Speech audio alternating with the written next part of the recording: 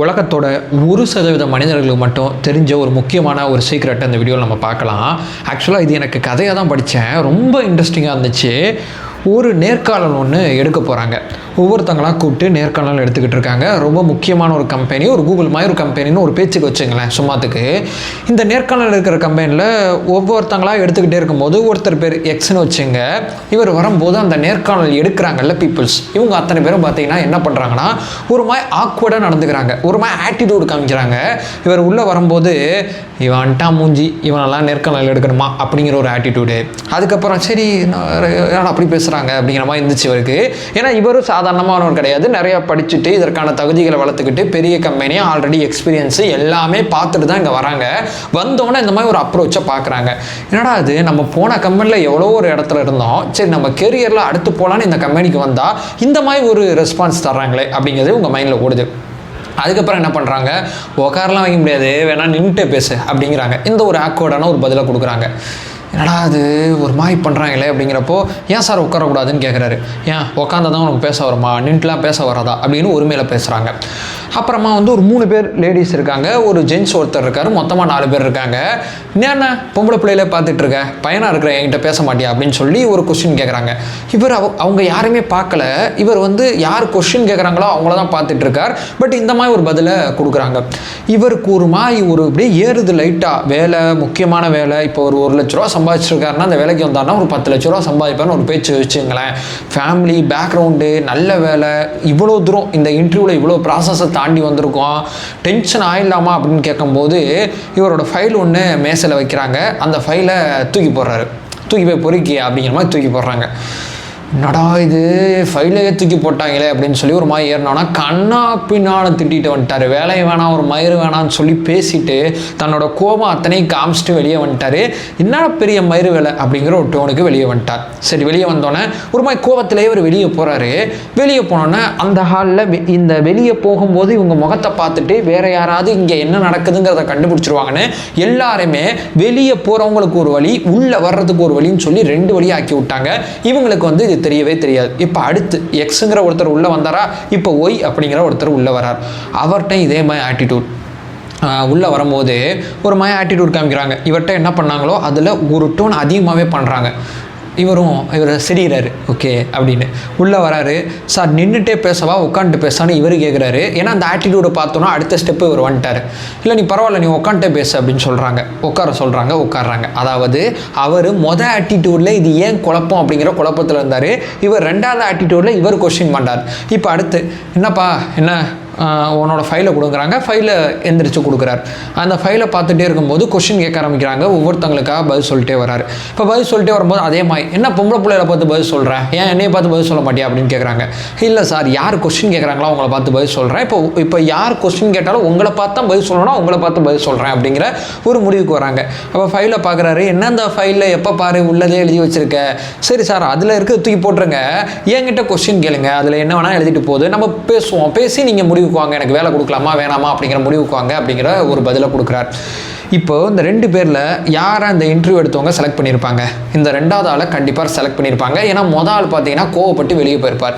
இப்போ 2 பேருக்கு நடுவில் என்ன தெரியுமா வித்தியாசம், முதல்ல இருக்கிறவர் பார்த்தீங்கன்னா ரியாக்ஷன் பண்ணிட்டு போயிட்டாரு, 2வது இருக்கிறது பார்த்தீங்கன்னா ரெஸ்பான்ஸ் பண்ண ஆரம்பித்தார்.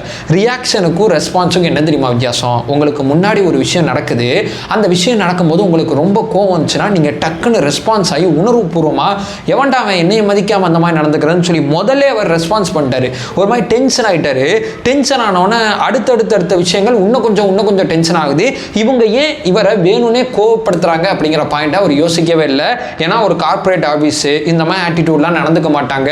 மேபி நம்மளை சோதனை பண்ணுறாங்களா அப்படிங்கிற அந்த ஒரு இடத்துல ஒரு பாஸ் எடுத்து நம்மளை சோதனை பண்ணுறாங்க அப்படிங்கிறத அந்த 2வது இருக்கிறவர் கண்டுபிடிச்சிட்டாரு. கண்டுபிடிச்ச பிறகு இது நம்மளுடைய சோதனை முயற்சி, நம்மளை உண்மைக்குமே உங்க மரியாதை இல்லாமல் நடத்தலை, ஒரு இன்டர்வியூவில் ஒரு ப்ராசஸாக தான் நம்மளை மரியாதை இல்லாமல் நடத்துகிறாங்க அப்படிங்கிற ப்ராசஸுக்கு வந்துட்டார்.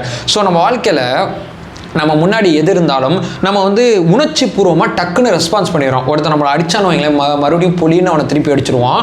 ஏன் அடித்தான், எதுக்காண்டி அடித்தான், எந்த கேள்விக்கும் பதில் தெரியாது. டிராஃபிக்கில் போயிட்டு இருக்கோம், குறுக்கு நெருக்க யாராவது ஒருத்தவங்க வந்தாங்கன்னா கண்ணா பின்னான்னு கெட்ட வார்த்தையில் திட்டிடுறோம். அது வந்து கோர்ட்டு கேஸ் லெவலுக்குலாம் போகும். இந்த மாதிரி நம்ம வாழ்க்கையில், நம்ம குடும்பத்தில், நம்மளை சுற்றி இருக்கிற மனிதர்களில் ஒரு விஷயம் நம்மளை கோவப்படுத்துகிற மாதிரி வந்துச்சுன்னா ஒரு பாஸ் அங்கே ஒன்று போட்டு நம்ம மேலே தப்பு இருக்கா, அவங்க மேலே தப்பு இருக்கா அப்படிங்கிறத பார்த்துட்டு, இப்போ என் முன்னாடி எந்த மாதிரி ஆப்ஷன் இருக்கு. இப்போ வந்து ரோட்ல ஒருத்தர் வந்து நீ தேவையில்லாம திட்டுறாருன்னா, நான் ஆஃபீஸுக்கு மிக வேகமாக போயிட்டு இருக்கேன், இப்போ இவரை சமாளிக்கிறது என்னோட நோக்கம் இல்லைனா, இங்கே நம்ம ரியாக்ஷன் பண்ணோம்னா இவர் கூட சண்டை போட்டுட்டு இருப்போம். நம்ம ரெஸ்பான்ஸ் பண்ணோம்னா என்ன பண்ணுவோம், இரு இந்த ஆள் கத்திக்கிட்டு இருக்கான், நம்ம அங்கே போனால் நமக்கு முக்கியமான வேலை இருக்குது, இப்போ நீ என்ன பண்ண போற அப்படிங்கிற கொஸ்டினை அங்கே ரெஸ்பான்ஸ் பண்ணீங்கன்னா, நீ கத்திட்டு போ, நான் என்னோட வேலையை பார்க்க போறேன்னு சொல்லி ரெஸ்பான்ஸை நோக்கி நகர்ந்துடலாம். ஸோ இந்த ரெண்டாவது இன்டர்வியூக்கு வந்தவர் ஒரு விஷயத்தை முன்னாடி சொன்னபடியே கண்டுபிடிச்சிட்டாரு. முதல்ல இன்டர்வியூக்கு வந்தவர் கண்டுபிடிக்கல. அப்புறமா முதல்ல இன்டர்வியூ வந்தவரை கூப்பிட்டாங்க. சார் தப்பாக நினச்சிக்காதீங்க, எங்களை மன்னிச்சிருங்க, இங்கே வந்து வே ஆஃப் அப்ரோச் எப்படி இருக்குது, இப்போ ஒரு வாடிக்கையாளர் உங்களை கோவப்படுத்துகிறாங்கன்னா நீங்கள் எந்த மாதிரி ஆட்டிடியூட் காமிக்கிறீங்க அப்படிங்கிறத நாங்கள் செக் பண்ணோம். நீங்கள் ரியாக்ஷன் பண்ணுறீங்க, மேபி இதை நீங்கள் மாற்றிங்க, ரெஸ்பான்ஸ் பண்ண ஆரம்பிங்க, ஒரு பாஸ் போட்டு யோசிச்சிங்கன்னா உங்களுக்கு இருக்கிற ஸ்கில்லுக்கு நீங்கள் எங்கேயோ போகலாம் சார் அப்படின்னு சொல்லி அந்த இருக்கிறவருக்கும் ஒரு அட்வைஸை கொடுக்குறாங்க. இந்த ஸ்கில் இவர் கற்றுக்கல, ஏன்னா இவர்கிட்ட எல்லா ஸ்கில்லுமே இருக்குது, இந்த விஷயத்தை இவர் கற்றுக்கிட்டாருன்னா எங்கேயோ போவாருங்கிறப்போ அவருக்கும் வேலை போட்டு கொடுத்தாங்க. ரெண்டாவது இருக்கிற ஒருத்தருக்கு உண்மைக்குமே அவர் நினைச்சதோட ஒரு நல்ல சேலரி பேக்கேஜோட அந்த கம்பெனியில் ஒரு நல்ல ஒர்க் அவர் கிடச்சிருக்கு. ஸோ அரசியல் களத்தில் இருந்தாலும் சரி, ஒரு தனிநபர் வாழ்க்கையாக இருந்தாலும் சரி, குடும்பமாக இருந்தாலும் சரி, ஆஃபீஸாக இருந்தாலும் சரி, எங்கே மனிதர்களோட நீங்கள் பழகினாலும் ரெஸ்பான்ஸ் பண்ணுங்கள், ரியாக்ஷன் பண்ணாதீங்க. ரியாக்ஷன் பண்ணிங்கன்னா நீங்கள் கோவப்படுத்தப்படுவீங்க, அவமானப்படுத்தப்படுவீங்க. உங்களை வேணும்னு இந்த மாதிரி நடத்தும் போது உங்களுடைய எதிரிகள் நீங்கள் என்ன ரெஸ்பான்ஸ் பண்ணணும்னு நினைக்கிறாங்களோ அதை உங்கள்கிட்ட வரவிட மாட்டாங்க. நீங்கள் எதை ரியாக்ட் பண்ணணும்னு நினைக்கிறீங்களோ அதை ரியாக்ட் பண்ண சொல்லி உங்களை டிஃபேம் பண்ணி உங்களை எங்கே தள்ளுமோ அங்கே தள்ளிடுவாங்க. ஸோ வாழ்க்கையில் ரெஸ்பான்ஸ் பண்ணுங்கள், ரெஸ்பான்ஸ் பண்ணுங்கள், ரெஸ்பான்ஸ் பண்ணுங்கள். ரெஸ்பான்ஸ் அறிவுபூர்வமானது, ரியாக்ட் அப்படிங்கிறது உணர்வுபூர்வமானது. உணர்வுபூர்வமாக வாழ்ந்தீங்கன்னா ரொம்ப டஃப்புங்க. அறிவுபூர்வமாக வாழ ஆரம்பிங்க அப்படிங்கிறதான் அந்த 1% மனிதர்கள் இந்த உலகத்தில் பண்ணிகிட்டு இருக்காங்க. 99% மனிதர்கள் பார்த்தீங்கன்னா ரியாக்ஷன் பண்ணி தன்னுடைய வாய்ப்புகள் பல இடத்துல நழுவி போகிறது, தனக்கு கண்ணுக்கு முன்னாடி இருக்கிற அந்த விஷயங்கள் எதுவுமே தெரியாமல் போனது. ஏன்னா அவங்க ரியாக்ஷனில் ரொம்ப தெளிவாக இருப்பாங்க, ரெஸ்பான்ஸில் தெளிவாக இருக்க மாட்டாங்க. ஸோ இந்த தப்பை நீங்கள் பண்ணாதீங்க. நானே இது ரொம்ப லேட்டாக தான் கற்றுக்கிட்டேன். இந்த மாதிரி நான் லைஃப்பில் கற்றுக்கிட்ட சில முக்கியமான விஷயங்களை இந்த சேனலில் தொடர்ச்சியாக நான் ஆவணப்படுத்திக்கிட்டு இருக்கேன். வேறு எதுவுமே இந்த சேனலில் பண்ண போகிறதில்ல. இந்த ஜேர்னியில் நீங்கள் இணையணும்னு நினச்சிங்கன்னா இந்த சேனலை சப்ஸ்கிரைப் பண்ணி தொடர்ச்சியாக சப்போர்ட் பண்ணுங்கள். நம்ம ஒன்றா சேர்ந்து கற்றுக்கலாம். அதை சொல்லிட்டு இந்த வீடியோ என் பண்ணிக்கிறேன். நம்மளோட ஒரே நோக்கம் அறியாமை அகற்ற வேண்டும், அறியாமை அகற்றப்பட வேண்டும். Thank you so much.